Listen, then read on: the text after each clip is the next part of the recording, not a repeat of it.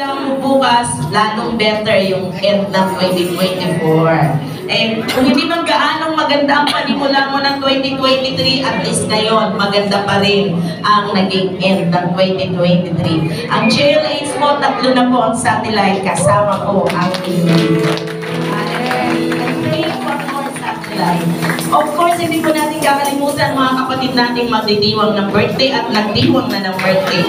December 1 to 31. Shall we sing happy birthday?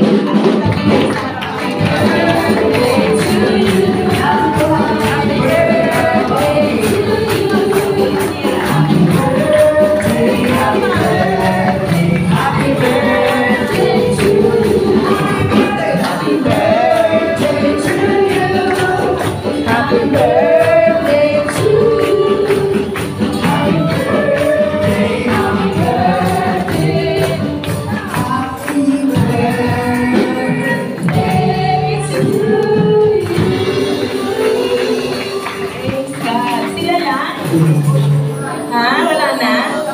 Anniversaries? Wala na rin po? Alam ko meron wedding anniversaries. Kasi ito naman natin yung ating kamay sa kanila. No? Panalangin natin na lalo pang dagdagan ng Diyos ang taon ng kanilang buhay. More birthdays to come. More happiness to come. Yan. Sige, Panginoon, maraming salamat because you are the author of life. And you added more years of life, Panginoon, sa aking mga kapatid na celebrant ko ng buwang ito. Pagpalain mo po sila, anuman ang desire ng puso nila. I pray, God, na i-oversize mo pa ang pangarap po ng bawat isa. Kay Sister Vance, Panginoon, maging kay Lexis na kanyang birthday po ngayon, anuman ang pangarap mo sa batang ito, mangyari, maging influence siya for more youth, oh God, out there, and even in this church, God. Ganun din po kay Sir Leia, Lord, hayaan mo ng kanyang buong family, 10 ng kanyang asawa at anak ay madala niya sa iyo at maglilingkod sa iyo as her desire, oh God, in Jesus' name. Use her to the fullest, Lord.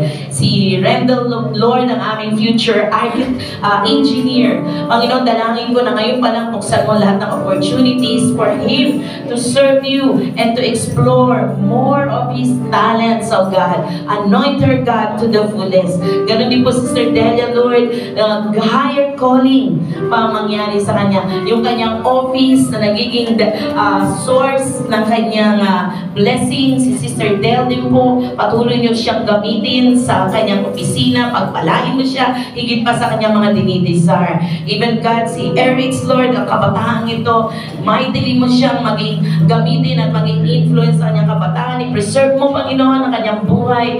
Continue to use her, God, at mag-provide ka sa kanyang pag-aaral. At lahat sila, Panginoon, nananampalataya kami na sila'y gagamitin mo in this year 2024 more than their mind can even think or imagine. Lord, give them good health, open windows of heaven for them, and truly, God, masasabi nila na ang taong darating is a fresh beginning, a new and happy one. Thank God, pagpalain mo ang lahat-lahat sa kanilang buhay. Itong aming dalangin in Jesus' name. Amen and amen.